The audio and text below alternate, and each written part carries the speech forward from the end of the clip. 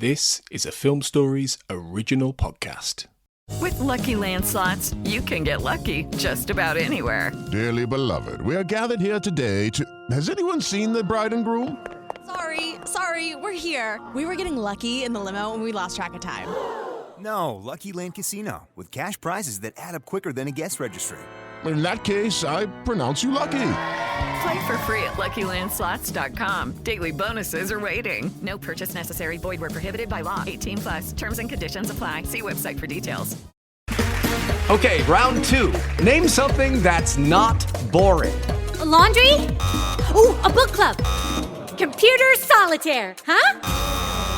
Ah, sorry, we were looking for Chumba Casino. That's right, ChumbaCasino.com has over 100 casino-style games. Join today and play for free for your chance to redeem some serious prizes. ChumbaCasino.com. No purchase necessary. Void where prohibited by law. 18+. Terms and conditions apply. See website for details. We made this.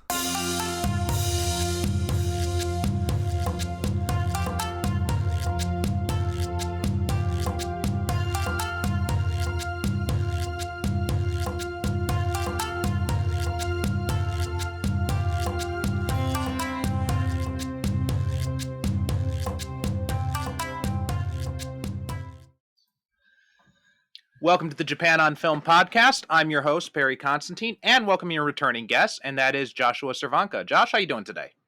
I'm doing all right. How about yourself? I'm doing pretty good. So it's been a while since we had you on, so why don't you take a few minutes and remind the listeners about who you are, what you do? So previously we did the film on Girl Who Left Through Time, the animated one, which is one of my favorite animated films. And at that point in time, I was teaching in Japan, so it worked out perfectly for timing wise for us. Because I remember you mentioning like most of your guests end up being sometimes in a different time zone. So yeah. But since then, I've moved back to America, Chicagoland area, and I'm actually working for Public Works in one of the suburbs. So. Just got to ask, because I'm from the northwest suburbs. Which suburb are you in? Right now, I'm in Wheaton. Oh, okay. I'm from Des Plaines. Oh, okay. Yeah. I'm actually going to be, do you know the Big Nose Theater? No, I think that might have come up after I left. Okay, yeah. I'm actually playing in the pit there for a musical there soon. Oh, cool. Nice. We're actually planning a trip out there this summer. So we're going to be staying up there with my sister. So we're not going to be staying in Des Plaines, but my mom still lives there. So we'll be spending a lot of time out in that area. It's come up a lot since I left. So it's much nicer than it was when I left. But anyway, why'd you decide to go back to America? Why didn't you didn't decide to become a lifer like the few of us? A lot of people. Yeah. Well, my partner and I, we both moved out there. We were both teaching, and then she ended up moving in with me. And then at some point, we were kind of like talking, like, do we want to stay a little bit longer? Do we want to go back home? And I think we ended up deciding that we wanted to end up just coming back. And I kept studying when I was out there, trying to keep like moving up the levels. And I was like, come back, maybe get something in that kind of field, maybe either business-wise. But long story short, life kind of took me in another direction, and here we go. That happens. Yeah. That's a common story for a lot of people. I was going to say something about that, but that was what I was going to say. How was the reverse culture shock? Did you experience much of that? So the first time I came back after studying abroad, I think it was less the second time because I kind of just knew what to expect.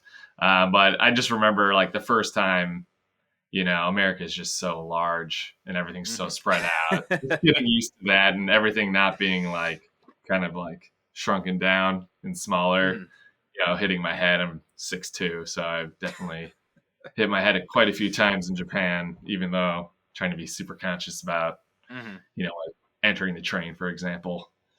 Okay. All right. So today we're talking about Lady Snowblood, Love Song of Vengeance. This was the sequel to the So this one came out in 1974, sequel to the 1973 Lady Snowblood, which of course was based on the manga by blanking on it right now, Kazuo Koike and Kazuo Kamimura. Kazuo Koike also most famous for Lone Wolf and Cub manga. And when I picked this up, I had picked up it was in the Criterion box set. It's the first one and the second one in a set together. And I actually hadn't seen the second one until the other night to prepare for this episode, but I loved the first one. I teach it in my class every year. But let's talk a little bit about the first one. I've actually done an episode on it way back, I think when the show was still just me going solo. But let's talk a little bit about the first one and about this franchise. What kind of history, if any, do you have with it? So I've seen the first one a couple times. And I know the reason I ended up watching the first one was because of Kill Bill. And so went back. I actually watched the first one again recently too, just to get ready to watch the second one, because I've never seen the second one, and I actually never looked up any plot lines of the second one. So yeah, somewhat familiar with it. Watched it again recently. So yeah, I haven't. Sorry, go ahead. No, what were you gonna say?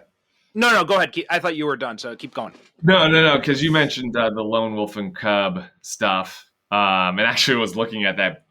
They have a box set too on Criterion as well, and I was looking at that actually recently too, because kind of get back into it. I just recently watched Kill Bill again too, just to kind of see some of the, if there was any of like mirroring in that movie too, as well from the second Lady Snowblood.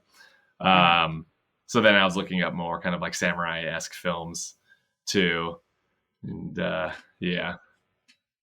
So what were your thoughts about this film? So going into it, I was expecting it to be more, since I didn't look up any of the plot points, I was expecting it more to be, you remember in the first one, she ends up killing that one like girl's father, like what was her name? I just remember her, like, Takumura, I think was her dad's name. And so I was expecting, I can't remember offhand, but that's a plot. That's a plot point I talk about in my class, because the contrast between the two women. Yeah. So I was expecting maybe it would kind of pick up after that in the second one, but it had nothing to do with that at all. And it was a lot more, politically involved. I think in the second one. So I just double checked the name. That was Kobue in the first one. Was the girl's daughter's name?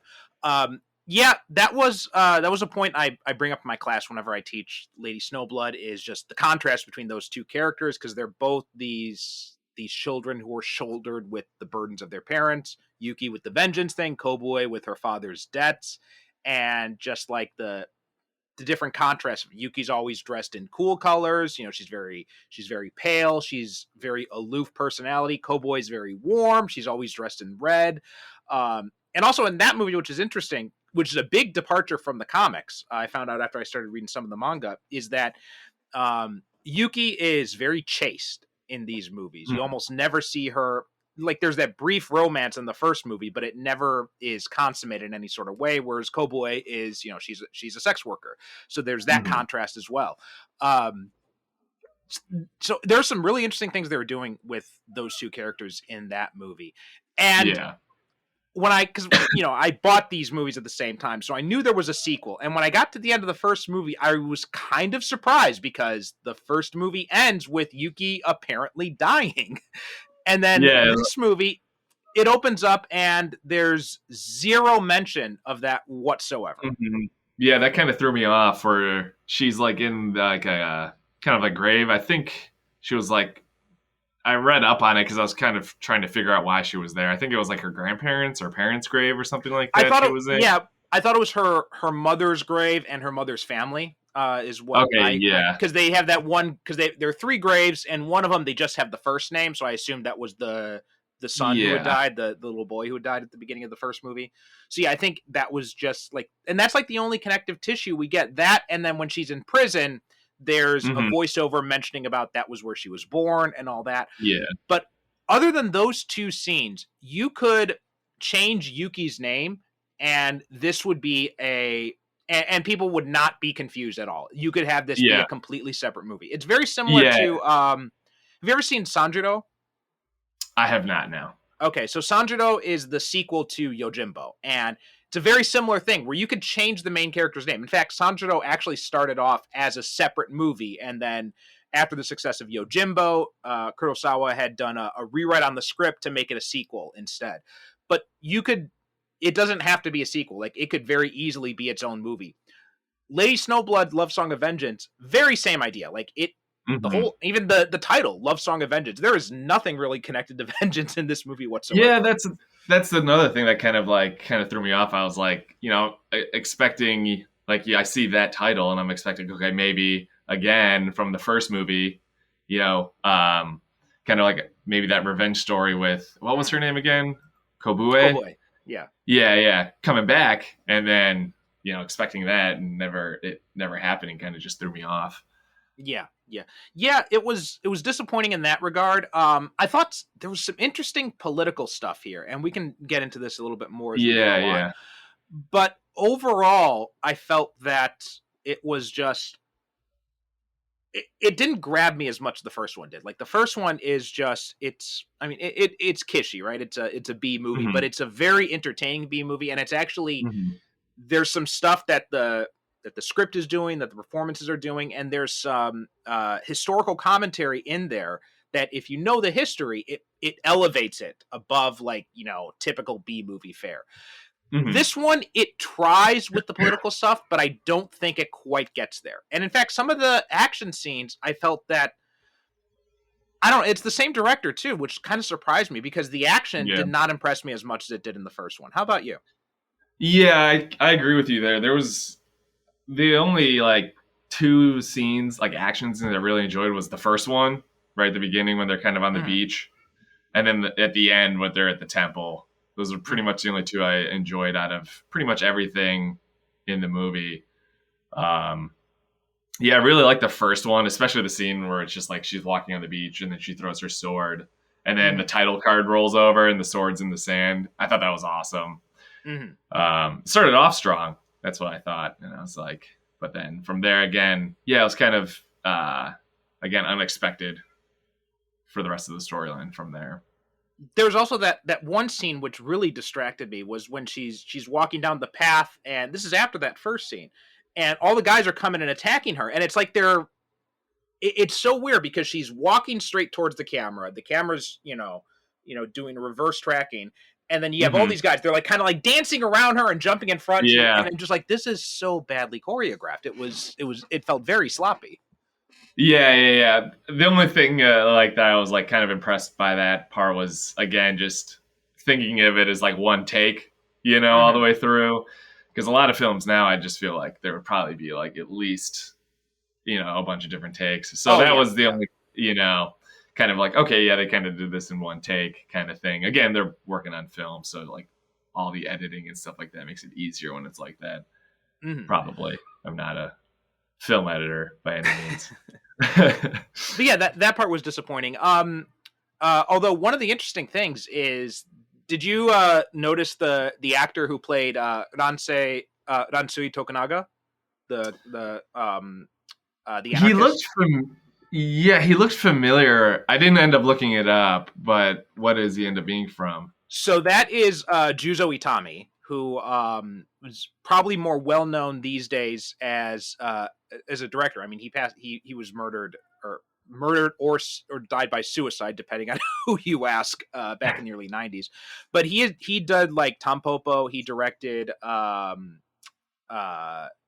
what was it, Mimbo, and A Taxing Woman, a bunch of movies like that. The Funeral, I think, was also his. So very it's really interesting to see him, because I knew he was an actor before, but I'd never seen him in any movies.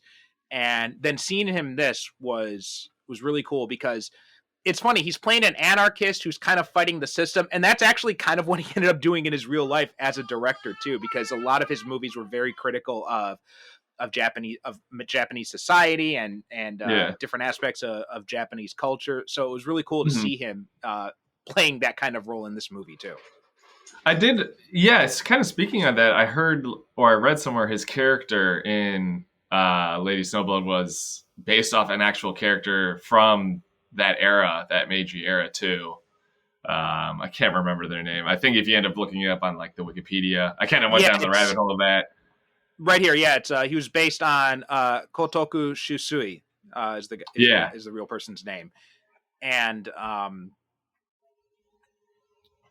just looking him up now, but I don't know much about him. I'd never heard his name before, but I do know this was an interesting time in Japan. So he had opposed the Russo-Japanese War, and he founded the Heiminsha group and its newspaper.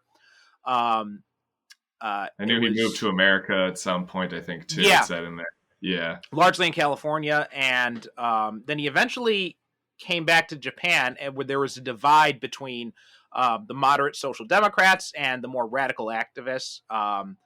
And he had supported the direct action, the anarchists, obviously. And then he was executed for treason by the government in the high treason incident in 1911 due to suspicion of being involved in a bomb plot. Yes, yeah, which I was like, that was interesting, because they kind of mentioned, like, this whole bomb is going to go off with a document in the movie. So, yeah, it was probably connected to that then. I do recommend that people, if anyone's listening, because radical politics in Japan, there's a lot more history there than people would probably assume. Nowadays, a lot of the activism has successfully been subdued by the conservative LDP, but if people are interested in some of the history, there is a podcast called Against Japanism, hosted by I'm forgetting the guy's name, but he's been on this show before, and we talked about Night and Fog in Japan a few seasons back. So check out that, Against Japanism. He's got a lot of episodes dealing with some of the history. He's much more knowledgeable about it than I am. I only know like the bare bones of it here. Yeah. But even with that bare little knowledge I had, I thought there were some interesting things happening in this movie, because this was a period in Japan where there were a lot of growing pains for Japan, because it was after the Meiji Restoration. You had the Russo-Japanese War. I believe this was the tail end of the Meiji period. It was right before the Taisho era. And the Taisho era is mostly not remembered, not talked about much historically, but there were some really interesting things going on with labor movements, with democracy movements, Marxist movements, and all that kind of stuff. A lot of protests happening during that time. And this movie feels like it's really kind of touching into a lot of those things. And it's kind of telling. This came out in 1974 after like the radical political movements of the 1960s in Japan. Yeah. I remember, I know they were like surface level kind of part of like the Japanese-Russian War. I know like Japan ended up kind of having, they ended up sending like a peace treaty or something to Russia, but they ended up doing like a kind of like a sneak attack at night on one of the ports they wanted to kind of take over. So like, yeah, I was kind of going down that hole again, like reviewing that stuff after they mentioned that a lot in this film. And the kids actually sing about some of the battle in this movie as well too. So yeah, I thought that was interesting. Both these movies have some interesting subversive ideas about Japanese politics, I felt. And I think the first one does a little bit better because it plays with those ideas of modernity, modernization versus tradition, but and it's critical about the elite and all that kind of stuff. And then you bring in this anarchist character in here who's, again, talking about like that story he tells about the worker who had he was working every day for a pittance and all that, and Yuki is forced to go into this spy mission by the secret police, by the elites, and then she ends up turning against them. You've got the shanty town type thing, the slums where she goes in to find his brother and all that kind of stuff, and there's just all this.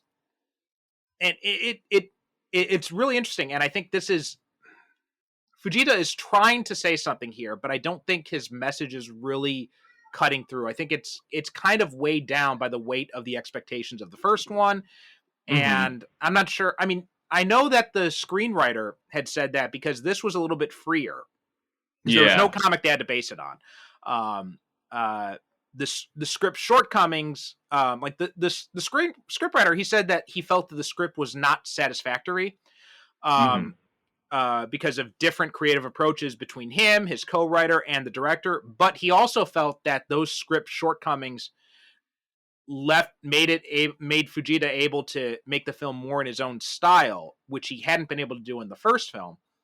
But I think those constraints were probably better in the first film, because the first film was a much stronger overall production, I thought.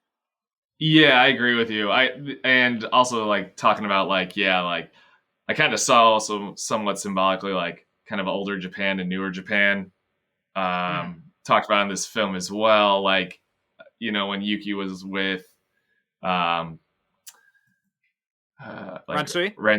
Yeah. You know, I thought of that as like kind of like maybe older ideals, you know, in Japan. And then like obviously with Kikui is like newer. The only thing that kind of threw me off is because like Yuki ends up using like a katana or a sword most of the time as her weapon, you know what I mean? And that's kind of paired with her being like older ideals. And there's the one scene where she picks up the gun or takes the gun from the one person. You know, I kind of associated guns with like, you know, newer ideals symbolically in this. And she ended up killing him with it, which I was kind of like, you know, maybe, you know, kind of threw me for a loop, like watching it for like a second time, third time, like trying to see more of like the ideas they're trying to show in this film or the symbolism in this film. And I was like, okay, why is she taking this gun and shooting him? I just felt that was kind of like odd for her character in that one scene towards the end there. And so that kind of goes in point with what you were saying, whereas like some of it, you know, not being like constrained in a box creatively, ended up being, you know, when he did the second one, something like that happened where it didn't stay kind of like, okay, she's part of like, you know, symbolically older ideals. Well, this is more newer ideals. So I thought that scene was interesting when that ended up happening. Yeah, there's that contrast is interesting because it's you've got kind of like a three-way battle here going on ideologically. You've got the I think you look at this Yuki representing, you know, traditional Japan, I think in a lot of ways, right? The way she dresses, like you mentioned, the sword fighting, all that kind of stuff. And then you've got the two approaches that are coming in modern Japan at the time. You know, you've got Kikui, representative of the more fascist style of leadership, and then you've got Ransui, representative of the more democratic, more anarchistic, more freedom oriented approach. And Japan has to kind of choose which way it's going to go. And I think what Fujita is saying is, you know, Japan chose the wrong path, obviously, because it ended up becoming a fascist state. Yeah. But I did think those political themes it's much more ambitious in its political themes, but I think it's maybe too ambitious in this movie. Yeah, I agree. Definitely kind of flat. Yeah. Fujita I felt like Fujita needed a little bit more experience under his belt before he tackled something with these heavy political themes. Yeah. Other stuff I thought he did pretty well. Like I know the first one, some of the stuff ended up like just kind of technically, you know, the cam being a little bit more shaky on some parts. This one, a lot of the stuff ended up, you know, like some of the zooms were like a lot more stable, stuff like that. And it looked great, you know, HBO Max ended up having it here. So like, you know, it being kind of brought up via film to streaming, I was like, okay, what's the quality going to be like? You know, depending on which version they had on there, like, is it from just like the DVD kind of style? But it looked great just like watching it. So. Yeah. What are the things that we wanted to talk about with this one? Well, I mean, with that modernity stuff too, I think also the fact that you've got all these police officers and all that dressed in the more modern Western style. And Ransui is interesting because he's dressed more traditionally, but he's still also wearing like the Western style hat. So I thought that was and he's got like the mustache, which is more of a Western style tradition at that time. Yeah. I thought that was interesting as well too. But I think one of the things that holds this movie together really is probably Meiko Kaji. I mean, this she's so good in these movies. Like that's one of the saving graces of, even though this sequel doesn't hold up as well as the original one, I think her performance stays pretty consistent throughout. Yeah, she literally felt like it was, her character from 1 was just put right into 2. It didn't seem like there was any kind of change. Like the staring, the emotion with the face, it literally just seemed like from 1 and put in 2. Mm-hmm. But again, like you mentioned earlier, you could have totally changed, her name, and it could have been a standalone film. Right. I also thought it was impressive that Ransui knew that Yuki was a spy sent to kill him, and I like that the movie doesn't underestimate his intelligence. Right? I mean, he's wanted by the government. This maid suddenly turns up to work for him out of nowhere, and I think in a lesser movie probably would have just tried to play that, like, oh, I couldn't, curse your surprising but inevitable betrayal type of thing. But that doesn't happen here, right? He takes her to the grave, or he's telling her these stories, and he's like, I know you were sent here to kill me. And he's like, and I'm telling you all this because I know who you are, and I know you're just being used as a tool by them, and all this kind of stuff. And I thought that was very smart, because, he's trying to... It's time for today's Lucky Land horoscope with Victoria Cash. Life's gotten mundane, so shake up the daily routine and be adventurous with a trip to Lucky Land. You know what they say, your chance to win starts with a spin. So go to LuckyLandSlots.com to play over 100 social casino-style games for free for your chance to redeem some serious prizes. Get lucky today at LuckyLandSlots.com. Available to players in the U.S., excluding Washington and Michigan. No purchase necessary. VGW Group. Void where prohibited by law. 18+. Terms and conditions apply. He's trying to play the government against itself, trying to turn their weapons against them. Yeah. That's that was one thing I was kind of like, okay, where are they going to go with this? But the scene where she brings, I think, the tea to him, and he like takes the sword out, and she reacts kind of like, her holding a sword, but it's just, the tray with the tea on it. That's when I was like, oh, he knew, like right there, he knows who she is. Yeah. So that was cool. What are the things that you wanted to talk about with this movie? Yes. So I guess the biggest thing that, another thing I guess that kind of bothered me with this film is that you did mention that if her character was changed, it could be a standalone film, but it focused so much on Ransui's character that almost felt like she was like a supporting character in this film. So that was like one thing where it's just like, it being, Lady Snowblood, I was just like expecting more of her, kind of storyline with this. So that's just one thing that, I was like really kind of thrown off by too with it. But man, yeah, that's pretty much the only other thing. One thing with that too is I think the fact that they were basing Ransui so much on Kotoku is that anarchist is that I think it almost feels like they wanted to write a movie about this guy, that like a biopic or something like that, or something, a historical film based on him. But Japan being what it was at the time, they probably couldn't get that type of movie funded. They probably couldn't get that type of movie greenlit. So they would have had to have dress it up in something like Lady Snowblood too, I think is that's a good point. My assumption of what might have happened. Yeah, that makes sense. I totally agree with that. Actually, one thing I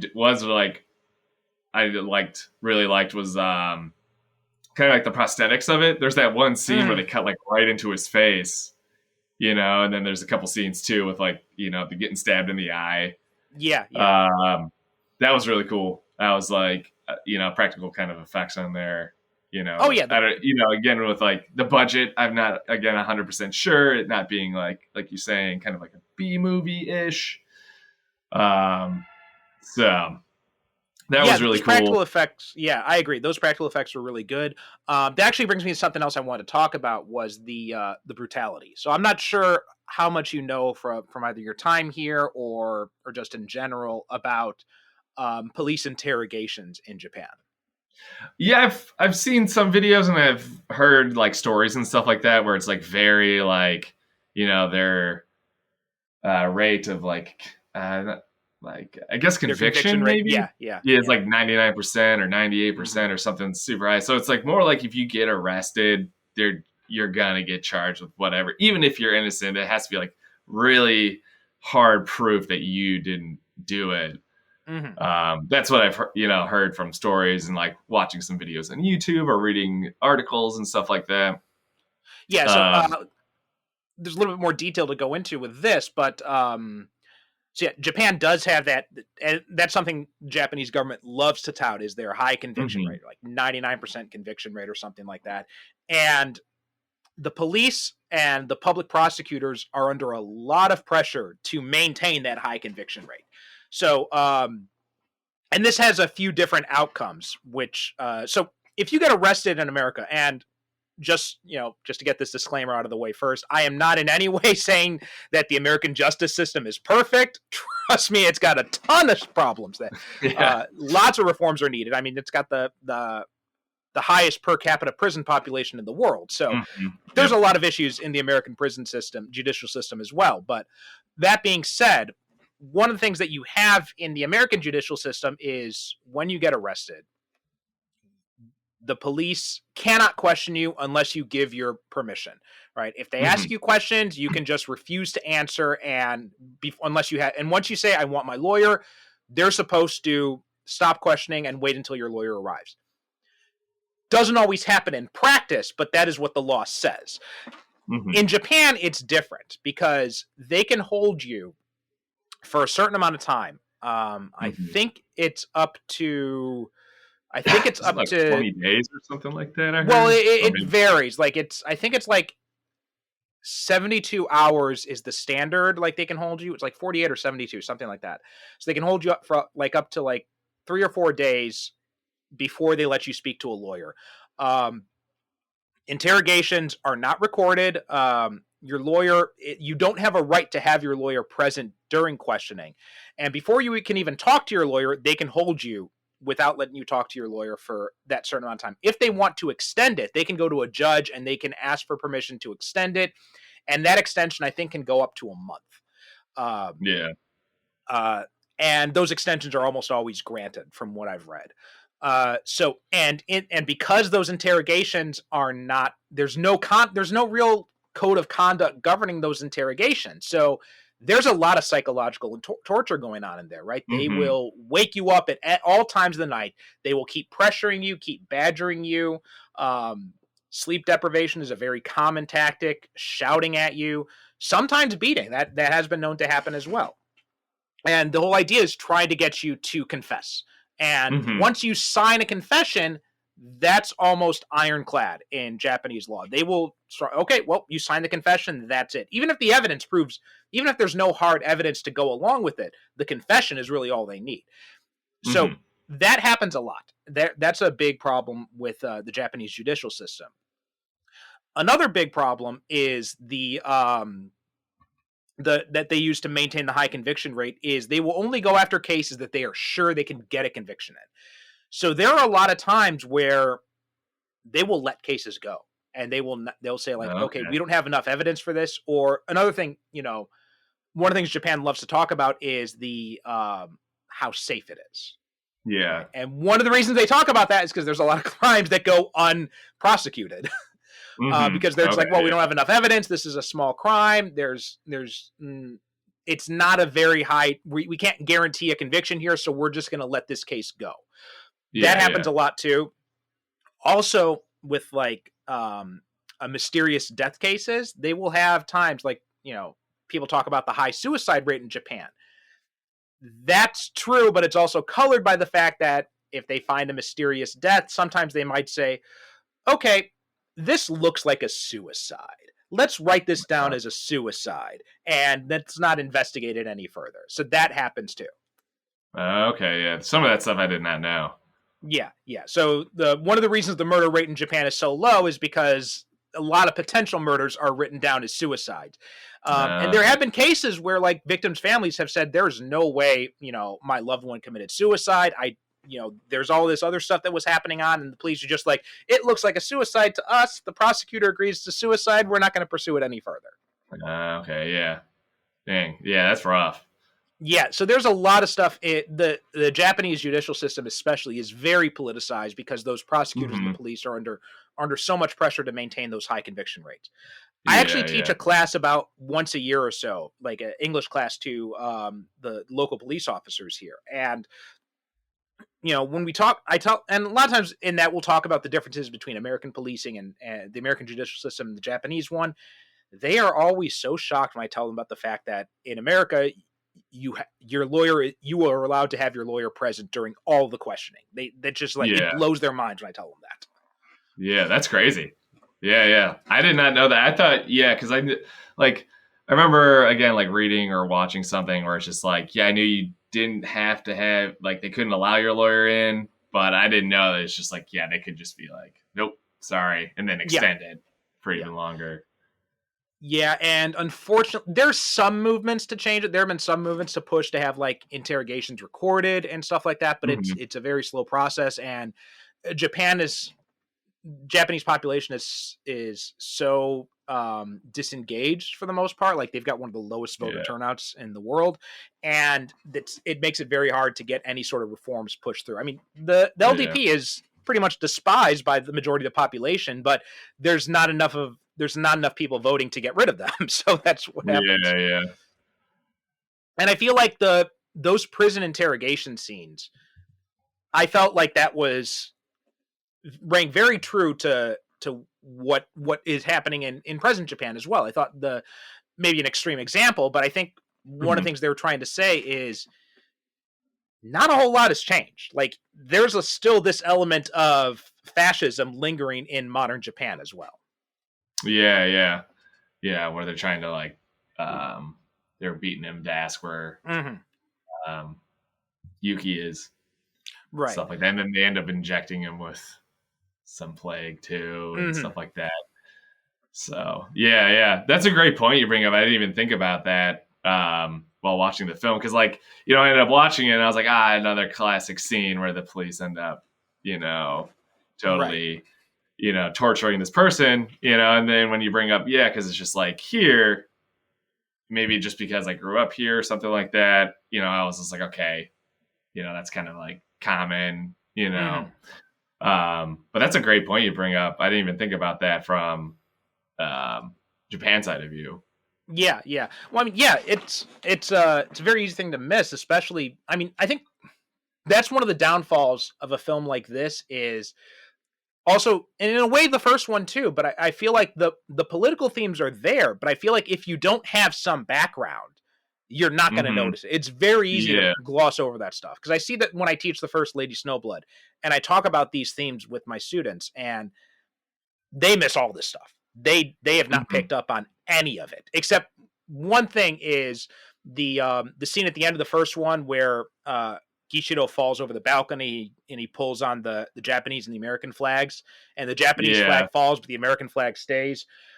They pick up on that, but they end up taking, I think, the wrong message from it is what they get from it. And I don't think I feel like they're thinking too much of like, oh, well, that's saying that old Japan was better. I'm like, not really. It's a little bit more complicated than that. And I think it is more about the class issues, and especially in this one, I think the class issues are driven even further. Yeah, when they talk about the 3 slums and stuff like that. The slums, and you see the people running around the slums and all that, and also the people from the slums, they protect each other too. I thought that was also another good touch too. Yeah. But those are probably the biggest things I had really wanted to talk about. Is there anything else that we haven't mentioned so far that you wanted to mention? Any other final things you wanted to touch on? Not really. Yeah, I mean, I enjoyed the film at the end of the day, but I wouldn't put it, with the first one. The first one's so iconic, especially when people end up like looking up like, classic kind of Japanese films or samurai films. It ends up being always in a comment section or on some list. And then the second one, is, I don't want to give it like a rating, but I definitely think it was kind of like mid, tier, I guess, out of something, if I was going to give it kind of like a numerical rating or level rating. No, I agree completely. And I think the fact that this film, again, if this wasn't called Lady Snowblood, if it was just called like Love Song of Vengeance or something, and you had a different name for the main character, I think I would like this film a lot more, honestly. But I feel like that first film, it ended on such a perfect note, right? Yuki's vengeance consuming her to the point where she gets the whole idea of like, an eye for an eye makes the whole world blind. That is made so true by the fact that Kobue comes after Yuki because Yuki killed her father, and it just shows that vengeance is just like an endless circle. It never stops. Which, again, Kill Bill touched on too in that scene with Nikki's daughter, right? Where exactly. she says to her, if you're still raw about it, then when you get older, you come find me and I'll be waiting. Yeah. And like where the bride acknowledges that she knows that this is a dead end, right? It's just going to keep going and going and going. And that scene at the end of the first movie so punctuates it when Kobue stabs Yuki, because she was a tool. She was born out of vengeance. She dedicated her whole life for vengeance. Once she's got that vengeance, she's literally got nothing else to live for. And then that vengeance comes back on her. It's very karmic. And that is undermined by the fact that now you've got a sequel where they don't mention any of that stuff. And it's completely disconnected, other than the fact that this is a woman named Yuki and she has a sword hidden in an umbrella. And that's basically the only similarity. Yeah. You're right. Yeah. Totally does take away some of it if you end up watching the second one from it. So yeah, I mean, I would say it's worth a watch. It's not a bad movie by any stretch of the imagination, but I would suggest go into this and in your mind, think of this as a separate movie. I think you'll enjoy it a lot more if you disconnect it from the first Lady Snowblood.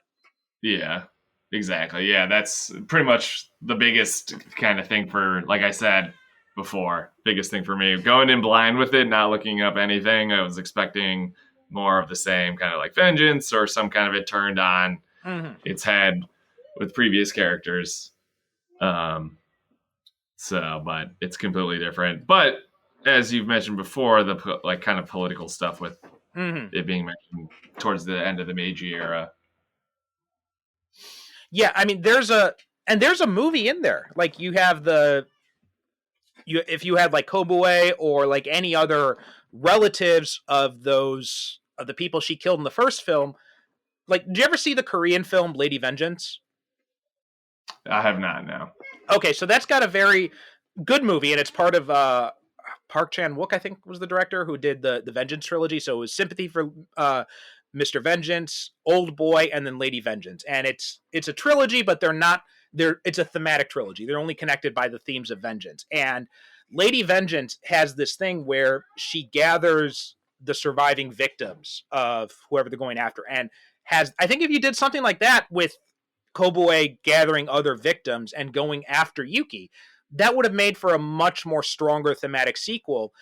As much as I like all the political stuff, I feel like it just undermines that first movie's ending and the themes. Yeah, I totally agree. Okay, Josh. So nothing else to say about Lady Snowblood, Love Song of Vengeance. So why don't you tell people where they can find you? Anything you want to promote before we close up today? I'm in kind of like a punk rock band right now. We're actually recording some music currently. So if you end up liking kind of like punk pop kind of music, maybe like Blink-182, 4 Years Strong kind of stuff. Commit This to Memory. I think it's Commit This to Memory IL on all socials. Okay.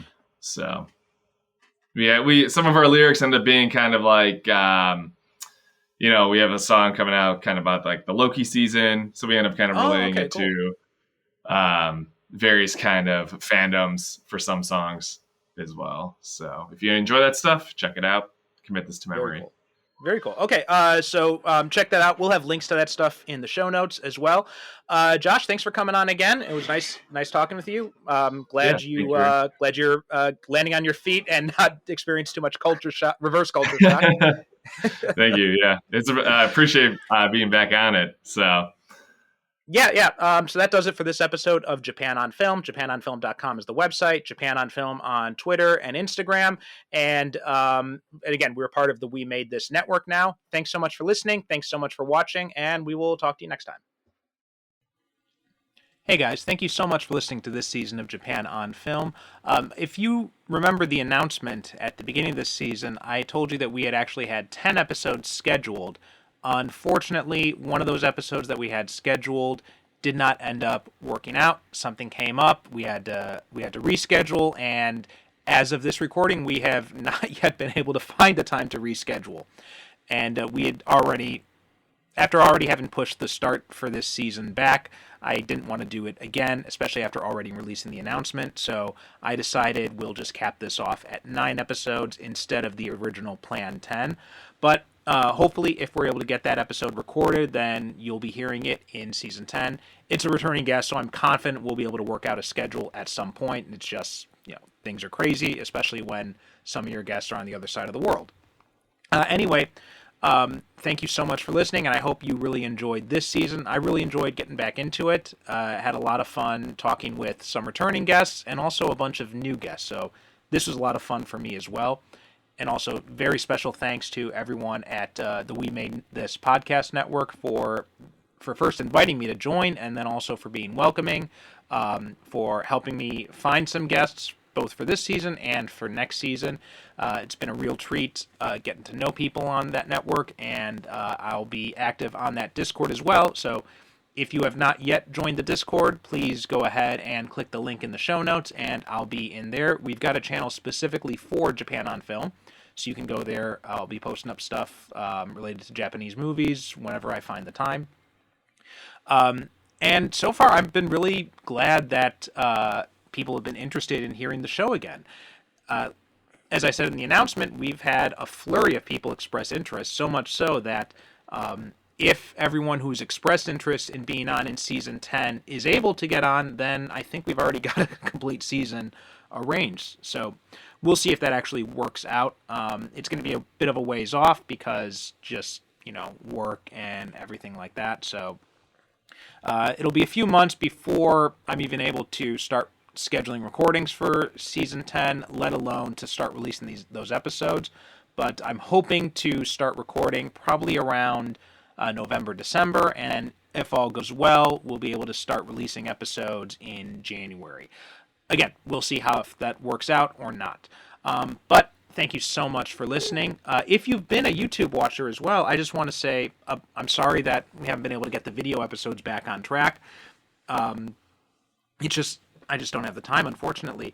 Editing these episodes can take up a good chunk amount of time, and that is multiplied by a few factors when you also have to edit for video too. So rather than push off the start date even longer, I felt it best to just focus on the audio. So if you've been a video watcher, I'm really sorry. I'm just not able to do it with my other time commitments, and the audio is all I can really focus on for now.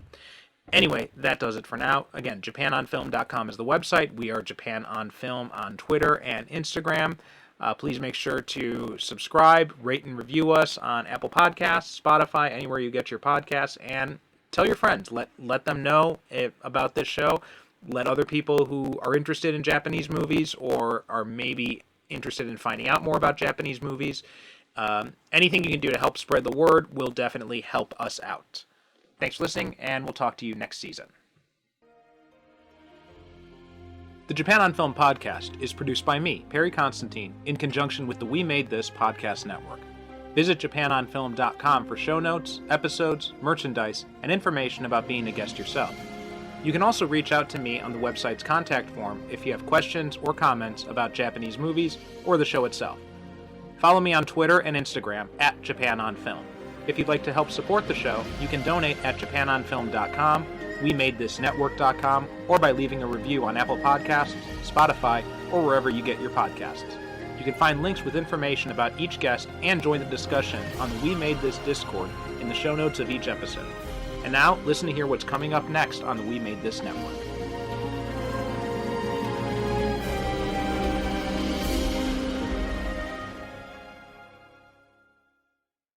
Do you know your Daleks from your Drashings? Or your Zygons from your Zagreus? Do you know what the TARDIS stands for? And do you know which Doctor Who stories featured Kevin Grimlock, the cyborg T-Rex that became the Doctor's companion? Then this is a Doctor Who podcast for you. I'm Baz Green, and each fortnight I chat to my son Ben. Hello. And the occasional guest as we cover 60 years of Doctor Who on TV, Big Finish, and more. And I did really enjoy that one. Except that wasn't really actual pirates, it was Badger pirates in space, but it was still piratey. Badger pirates in space? Yes. But I am willing to make an exception for pirates this episode. Donald Sumpter is amazing. He's good. I love the fact that he just pops up. He just pops up. Probably Rassilon. Probably. Well, they do confirm later on he is. I think they do. Yeah, don't he they? says on Rassilon the Redeemer. Of course he does. Bloody hell! And he has the gauntlet as well, which gives the hint at that. Yeah. I'm nodding profusely. Yeah, we're going proper classic Doctor Who as well, a lot of it as well. Yes. In a week has done more for the show than the last 5 years. I do like how Ross D. Davies is kind of the PR spokesman for the Centurion special. That's quite fun. Yeah. And he's also saying, oh well, Jodie and Chibnall still have an episode left. I'm not going to tread on their feet, but he is 14, just so you know, for the filming purposes. And a week later, oh yeah, by the way, these guys are back. Just thought you'd want to know. Find us on the We Made This network. And all good podcast providers. What about the bad ones? Yes, them too. Ah, good. Because somewhere there's danger. Somewhere there's injustice. Somewhere else, the tea's getting cold. You know, we probably should throw that tea away now. It has been sat there since 1989.